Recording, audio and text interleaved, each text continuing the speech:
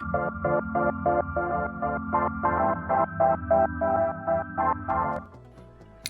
I'm Yamalite, you are watching Early Game View, and this is my first impressions of the Division beta. As you can see here, I played almost for 5 hours. I got the level 8, which is I think the basically maximum level for the content that is available in beta, and I unlocked quite a lot of cool stuff. I think pretty much almost everything that you can get in the beta version. You know, there's not that much here. So let's just jump in and I will tell you what I did liked and what I haven't liked about this game here. Okay, now that we're in the game, let's start by talking about the things that I did like. The first one would be actually the world of the game. Even though the graphics are not as good as they was once the game was first showcased on E3 back in 2013, it is still a pretty nice looking game, and the amount of details that they put into it is pretty cool. You know, it's again not as good as E3 demo, but there is a decent amount of details, and the best part is that you actually do feel like you are in an abandoned city that is plagued by a terrible disease, and you know, people just drop all their stuff and run away to be safe from it. And that is very cool. The second thing I really like about this game is the loot and gear system. It's very reminiscent of games like Borderlands, where you get the randomized loot which can have different stats. As you can see here, it has different damage, RPM and magazine size, and obviously you get accuracy, reload speed and range, but you can also customize all of that with mods, which there's plenty of them as well, and they can be again different qualities, different parameters, and increase different attributes of your weapon. So there's a lot of to find here. But in addition to just having the weapons that have stats, you actually have weapons that have talents. For example, this one has a talent called Deadly, and it increases the critical hit by 5%, but only if you have at least 65 in firearms tree, which is, again, you can gather either by equipping a gear, or I don't think guns actually give that. Yeah, I think it's only gear. So basically your gear gives you the attributes, so as you can see here, this one gives plus 20 firearms, which means you will have higher DPS, and again it has major and minor attributes that just provide additional bonuses. Seems like there's a lot of way to customize stuff, and it is pretty cool. You can deconstruct things that you don't need for junk, but unfortunately in beta the crafting system is not available, so there's no way to tell for me how good is it or how bad is it. The next thing I want to note that I did like is the way to replay missions and the way that matchmaking and co-op is made. So if I want to replay the mission on hard, I just set the difficulty, and this is, by the way, the only missions that actually are available in the beta, which is a bit strange. Like the main mission, side missions are very random. I think they are randomly generated, but they are quite boring. So to do the matchmaking, you just hit the J button, and then you hit spacebar, and once the match has been found, you will get a notification on the screen, which usually actually happens quite fast. Then you hit a tab key. Yeah, there we go. So we found a successful match, but I don't want to do that now. So then you just hit the tab key and you can join the squad and jump right into the gameplay. You can of course do it yourself if you want. I was able to finish this missions on hard alone without any problems with my blue sniper rifle. It's really easy to pick off guys using that. It's quite powerful. It's from the Dark Zone, by the way, and we'll talk about that after a moment. The next thing that I like about it is actually the Dark Zone. It's, if you don't know, it's a PvP zone where you have a chance to grab a better equipment, but to get it back you have to actually use the extraction.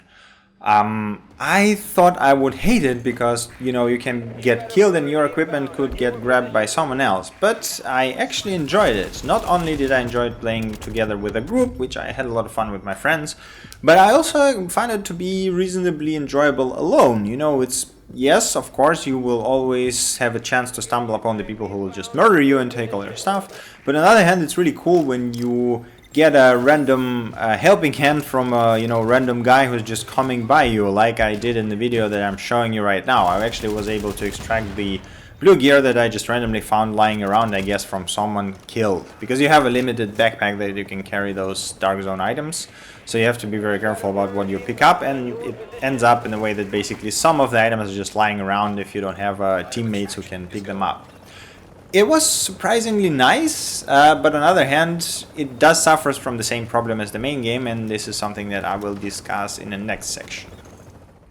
So before we go to the things that I don't like, I want to discuss the last thing that I did like, which is the user interface.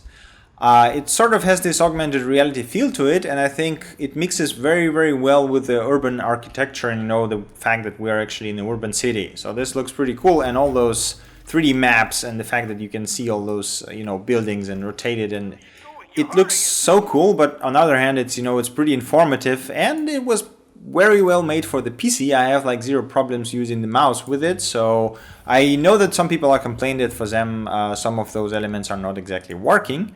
But I had zero problems with using the mouse, so you can click on all of this and you can easily change all your equipment gear and stuff like this with the mouse without any problems. Sometimes it actually works better with a keyboard, but I really liked how minimalistic it is. Now let's talk about the things that I don't like. And the first one would be, again, the world of this game. Not its aesthetic, but actually the game world. So the thing is that you can see here I set up a waypoint half kilometer away from me, which is a quite large distance, on foot.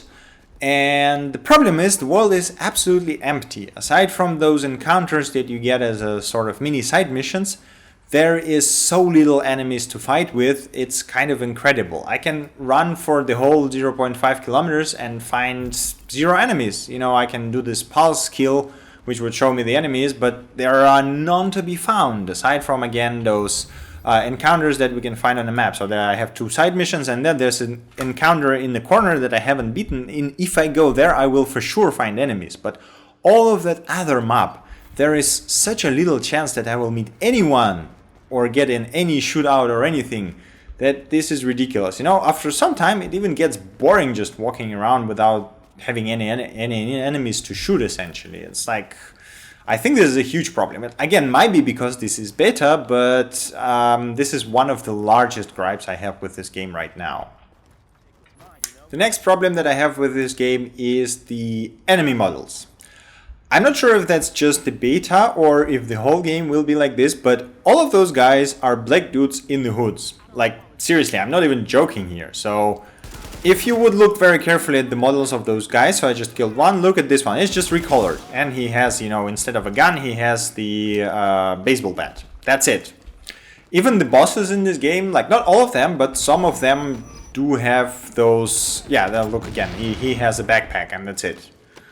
And I think we have another guy hiding there, and he is the same. I don't know why. I saw the another type of enemies in the Dark Zone who was like the guys with flamethrowers, because they have this like huge gasoline tank on their back, and that's it. But that's literally the only difference. It's like a huge gasoline tank on the back, and that's it. This is ridiculously poor choice of models. Like, I mean, even if you just take the hood off and show his face, it would be a bit more interesting rather than just having 25 hooded dudes who try to kill you. Which, I mean, again, this might be a beta thing, I don't know. But if they won't fix it, that would be ridiculous. Again, this is just 1/5 of the game, so maybe after the beta we will get some more enemy models. But then again, it is a bit sad that, there is so little variance in them. I mean, on the other end, it's kind of okay to shoot the same enemies again and again. It works for Destiny, but it does have more variety than this one. Let's see what happens. So another large gripe of mine is bugs and dumb AI. It might be again related to the fact that this is just beta, but I don't think they will change too much in 1 month before the release. AI acts very strange. Sometimes it, just charges you when you're shooting at it, even without doing using any cover or trying to evade your bullets. And I'm not even talking about the guys with the melee weapons. It's like guys with the guns do that. And then there's a whole bunch of bugs that I encountered, including the game-breaking ones where I wasn't able to complete the mission because I started falling through the floor. And then there was another bug when we got reset, like all of us died and we got reset to the checkpoint. And we couldn't actually continue because the game was just wasn't triggering the correct sequence. So this is very, very ridiculous. I'm not 100% convinced that they will be able to actually fix that before the release, which is in 1 month. The next thing I want to talk about is shooting.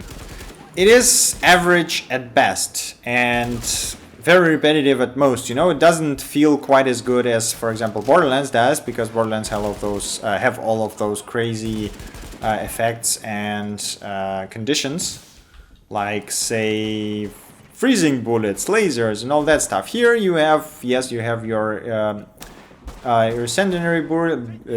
incendiary bullets. God, this word. Okay, let's not get under the grenade.